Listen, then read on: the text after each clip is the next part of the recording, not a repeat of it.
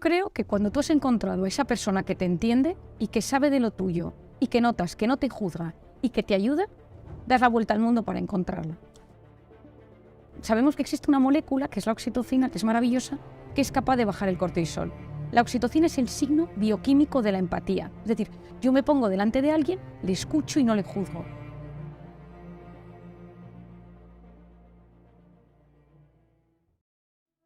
Nuestra protagonista de hoy ha dedicado su vida a curar, a través de la psiquiatría moderna, a mucha gente a la que ha conseguido, como ella dice, que le pasen cosas buenas. Hoy nos vamos con la música a otra parte, al Gran Hotel Intercontinental de Madrid, a hablar con la doctora Marian Rojas. Gracias por invitarme a estar aquí contigo. Gracias a ti. Es que yo sé que te robo tiempo, sé que eres una mujer muy ocupada y te hemos traído aquí por Sergei Rachmaninoff, que es un compositor maravilloso del siglo XIX que tú bien conoces, y que estudiando un poco su historia, conocí que fracasó en su primera sinfonía, tuvo una depresión tremenda y empezó a confiar en la psiquiatría y tuvo el valor de confesar que no tenía un problema físico, que tenía un problema mental. ¿Cómo es posible que siglo y medio después, en el siglo XXI, la gente siga teniendo miedo de hablar que algo le pasa en la mente? ¿Por qué?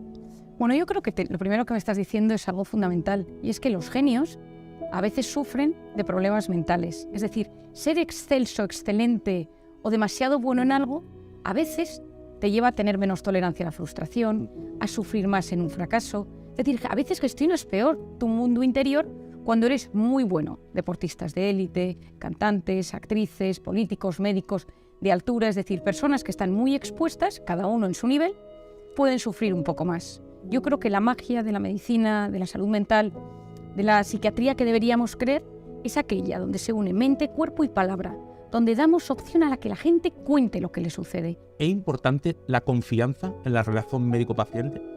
Yo creo que cuando tú has encontrado a esa persona que te entiende y que sabe de lo tuyo y que notas que no te juzga y que te ayuda, das la vuelta al mundo para encontrarla.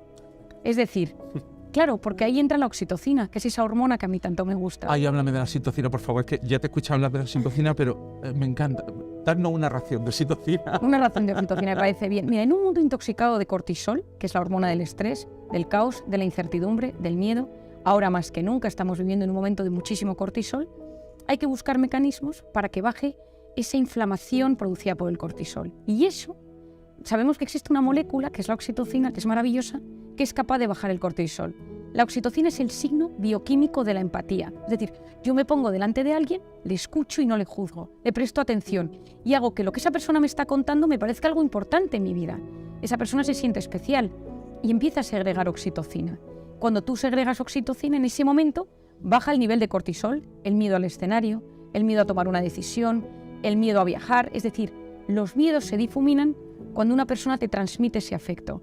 El cortisol, me encanta porque tengo una conferencia hablando del cortisol que es una mezcla de palabras como Marbella y un centro comercial, ¿no? El cortisol me encanta. Cortisol entonces es el miedo, ¿no? El cortisol es el miedo. El cortisol es la supervivencia. Es necesario para poder salir y luchar en un momento de supervivencia, que te ataquen por la calle, que te pase algo malo y que tu organismo se pone en marcha para hacer frente a ese desafío, a ese reto. Lo malo es cuando tu cerebro empieza a diagnosticar amenazas en sitios donde no las hay. Y aquí viene la gran frase, Zapata, la gran frase. El 91,4% de las cosas que nos preocupan nunca jamás suceden. Pero están en nuestra cabeza. Y cuando están en nuestra cabeza, se activa el estado de alerta, el estado de supervivencia. Y cuando se activa el estado de supervivencia, empezamos a generar cortisol. Y claro, cuando empiezas a generar cortisol, tu organismo cambia. Eso que yo he llamado tantas veces la intoxicación de cortisol, que va modificando mi sistema inmune, mi aparato intestinal, mis hormonas, mi sistema reproductivo, mi forma de gestionar la realidad, mi corteza prefrontal, que es la que me ayuda a pensar, se modifica con este tema del cortisol. Por lo tanto, el cortisol, entenderlo es clave, porque cuando uno se da cuenta que activa su estado de alerta, lo que comúnmente llamamos cuáles son tus factores de estrés, el dinero, las alturas, ver a mi expareja, mi suegro, mi jefe, el tráfico, los sitios cerrados, los sitios abiertos, situaciones, la Navidad. Cada persona tiene momentos, circunstancias, personas, acontecimientos del pasado, del presente o del futuro, que solo con pensar en ello activan su cortisol.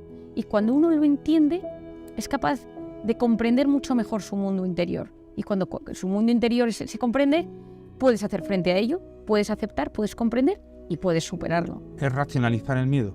Efectivamente, cuando le metes razón al mundo emocional, eso que Goleman descubrió y llamó inteligencia emocional, al mundo emocional le meto cabeza, eres una persona superior, porque ante todo lo que va sucediendo, ante todo lo que te llega, ante todo el mundo emocional, te sientes muchísimo mejor. Si no, estás como embargado de un mundo emocional y sentimental que no puedes gestionar y te ahogas en medio de todo ello. A mí me encanta lo que he aprendido contigo porque yo nunca entendía, porque cuando me subí al escenario del Metropolitan Opera o del Teatro Real o del Liceo, en el fondo, físicamente, sentía las mismas sensaciones que probablemente sentía el prehistórico cuando había un tigre de Bengala allí.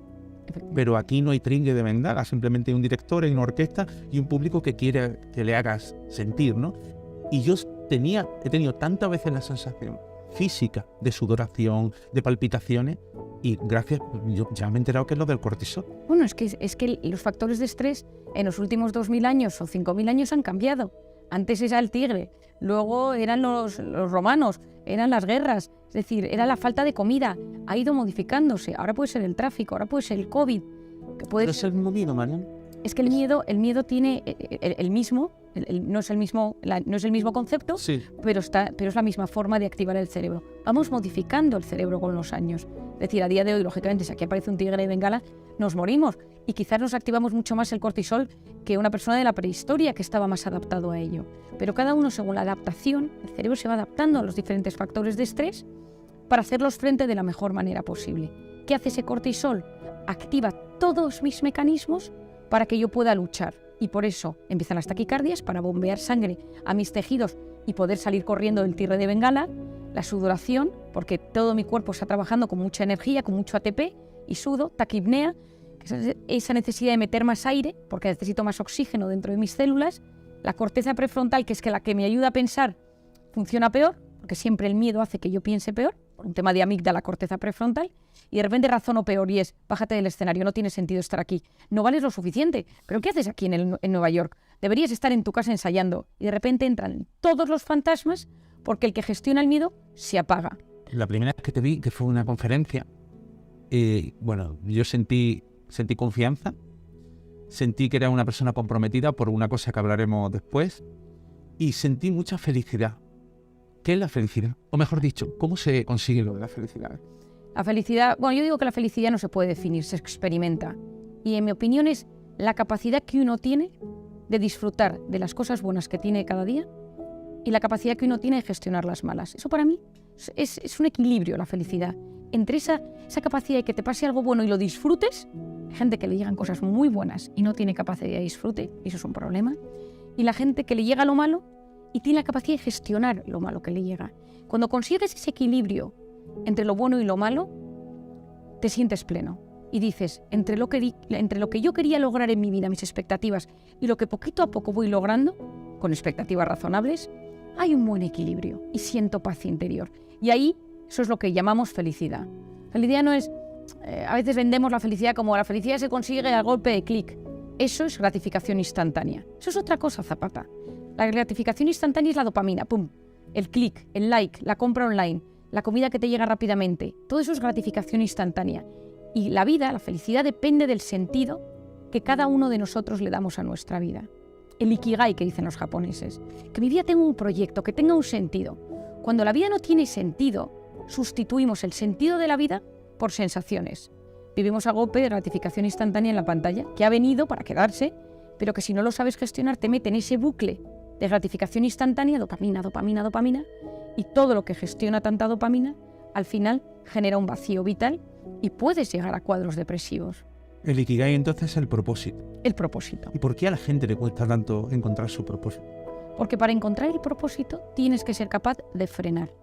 Tienes que ser capaz de abstraerte momentáneamente del cúmulo de hiperestimulación y sobreestimulación al que estamos sometidos y meterte hacia adentro y analizar tu vida, cómo es tu forma de ser, qué es lo que te llama la atención, pero hacerte las grandes preguntas de la vida. ¿Quién soy? ¿A dónde voy?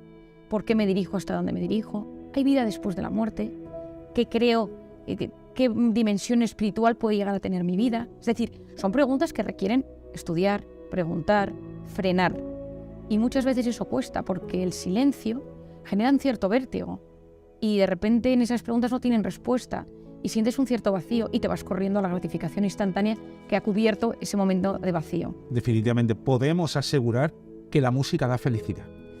Voy sobre todo, baja cortisol, que me parece clave, baja cortisol y sube oxitocina, que me parece que a día de hoy es clave, porque el tono vagal, que es el nervio vago que discurre por casi todo nuestro cuerpo, cuando está hiperalerta, hace que todo nos siente peor, la comida, estamos más irritables, la piel, es decir, tiene una relación brutal con el sistema nervioso autónomo. Esto sería muy interesante de explicar, pero sabemos hoy en día que la música y cantar, porque cuando cantas estimulas el nervio vago, automáticamente todo el sistema nervioso hiperalerta disminuye. Yo, por ejemplo, recomiendo a muchos de mis pacientes que se apunten a un coro. La gente para que aprenda con la música. Y entonces muchos de mis pacientes están en un coro y me encanta. Y a veces, si no se atreven a cantarme en consulta para ver qué tal van, les pido que me manden un vídeo. Eso me encanta. Qué bien. Yo es que tengo una teoría además, porque lo viví yo, ¿no? Que cuando entras en un coro aprendes a escuchar a los demás, hacemos eso que se llama impactar, ¿no?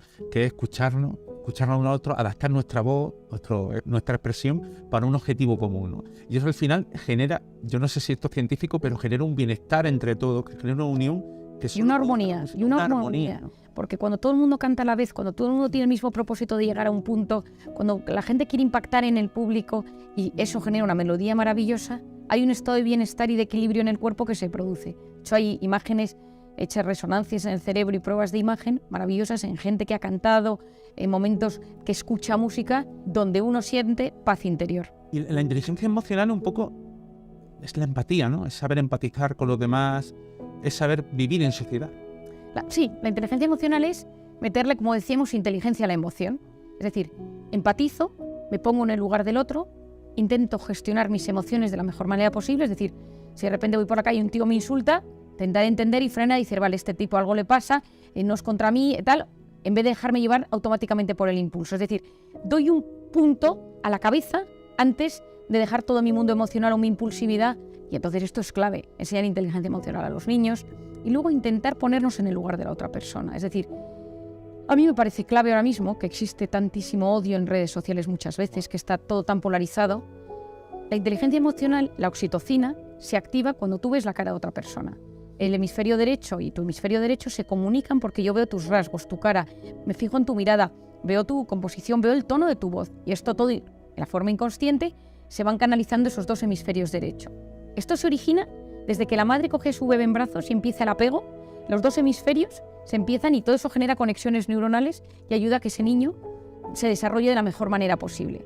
La mejor educación para el mundo del siglo XXI, el mundo online, viene de una educación sin pantallas, de un mundo offline. Si tú educas a los niños naturaleza, deporte, te miro a los ojos, me estás hablando y te miro a los ojos. Tú no puedes estar hablando de un niño que esté jugando a las maquinitas. Tú no puedes tener a tu hijo en el restaurante porque no sé, para que esté quieto y puedas hablar con los mayores con una pantalla. ¿Por qué? Porque tú le dices a él que cuando está aburrido o cuando está estresado, te estoy dando un mecanismo rápido de vía de escape. Es como si tú a tu hijo adolescente le dices, te pongo un minibar en casa. Cada vez que te notes mal, tómate un chupito de una cerveza o algo, no te preocupes. Pues la pantalla tiene un efecto parecido. Le estás diciendo, ante el estrés y el aburrimiento, coge el teléfono. ¿Qué estás diciendo a tu hijo? No sabes aburrirte, el aburrimiento es la cuna del asombro, no sabes gestionar el estrés. Y quien no sabe gestionar el estrés es un fracasado en el siglo XXI, ojo, porque te vas a acabar enfermando. Va a haber un momento disruptivo, va a haber un momento de dureza, porque claro, al final no quieres que tu hija sea el raro de clase, no quieres que tu hijo sea el que todos miran raro porque no está metido en ese mundo digital, videojuegos, pantallas, Instagram, lo que sea. Pero cuanto más él sea consciente y tú le hayas explicado y él haya visto en ti, no podemos pretender que nuestros hijos hagan cosas que nosotros no hacemos. Los hijos odian que sus padres estén todo el día enganchados al teléfono, lo odian. Pero los padres siguen haciendo lo mismo. Entonces, si tú enseñas a tu hijo y le dices, yo ahora no lo voy a tener porque sé que te molesta y voy a quitarme el teléfono de aquí, tú a tu hijo le estás enseñando que a pesar de que eso gusta, tú ahora delante de él no lo tienes. Si tú estás hablando con él y estás con el teléfono, le estás diciendo a tu hijo, no eres lo suficientemente importante para mí. Y él sabe que eso que tienes en las manos tiene que tener un poder enorme para que lo que él te esté contando no sea prioritario. Y pocas cosas generan más oxitocina en esta vida que estar delante de alguien y hacerle sentir especial. Pero no estaremos entonces generando una cosa nunca vista, que es una involución a nivel cerebral en vez de una evolución. Si ya nuestros niños están... Bueno, es la primera vez, dicen los que saben, hay investigadores muy potentes que lo explican, hay un francés, hay un alemán y tal, que es la primera vez en la historia que los hijos son menos inteligentes que sus padres, tratando inteligencia como capacidad de prestar atención, de filtrar lo importante de lo fundamental, de saber gestionar la vida, o sea, es decir, inteligencia emocional, inteligencia social, inteligencia práctica, teórica. Yo me acuerdo, a ti te había pasado como a mí, que yo buscábamos enciclopedias, hacíamos estudios y redactabas, te ponían un texto. A día de hoy, los chicos escriben un WhatsApp en 4 palabras, 5 tal, aprende a hablarme, dime las cosas, exprésate, habla, ¿dónde vas a encontrar esta información? Es decir, enseñar a los chicos a pensar, a reflexionar, para mí tiene que ser uno de los grandes retos educativos del siglo XXI. Me encanta porque te leo, te escucho y oigo ayudar, o inteligencia emocional, oigo querer hacer felices a los demás, ¿no? Porque yo creo que yo te definiría con ese propósito, ¿no?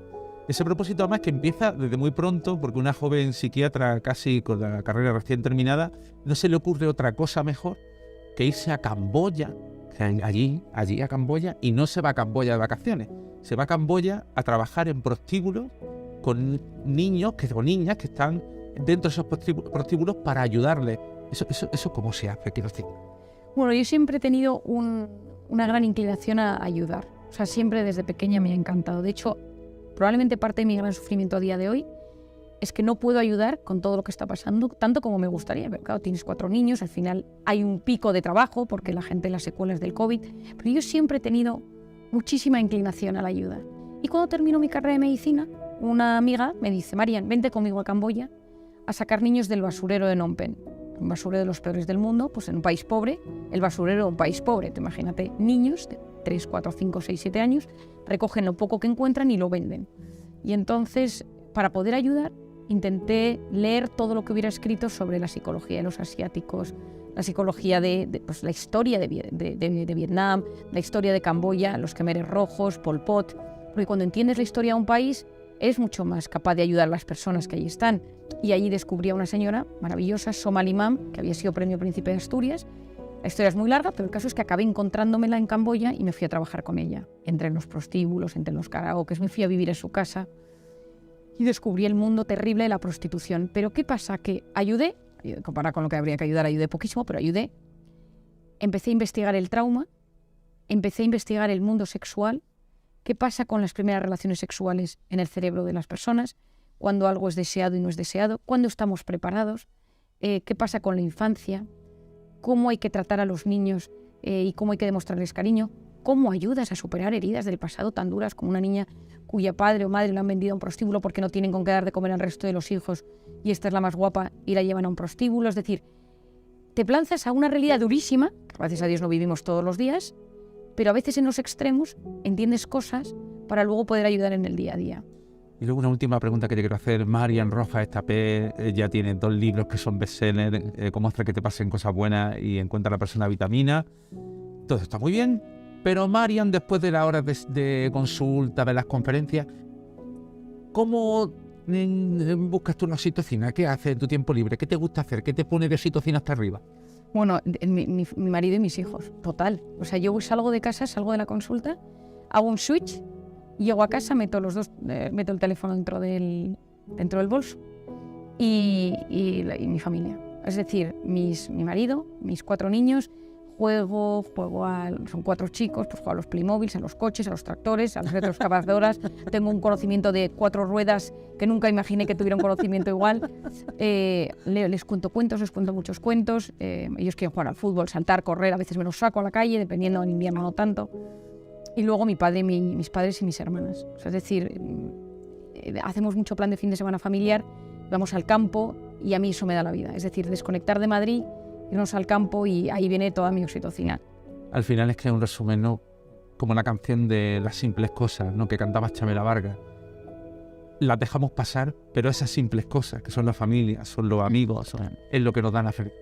Pero yo creo, Zapata, que cada uno tiene que encontrar su punto de oxitocina. Yo consigo todos los días eso y frenar y meterme en mi mundo interior, en meditar. Yo soy una persona que medito, que rezo, que pienso, es decir, salir del bullizo momentáneamente y decir, y de repente conectas con cosas, con personas, con recuerdos, con cosas que te hacen crecer por dentro y que te recargan las pilas, porque si no, no hay forma de volver al día siguiente a ayudar.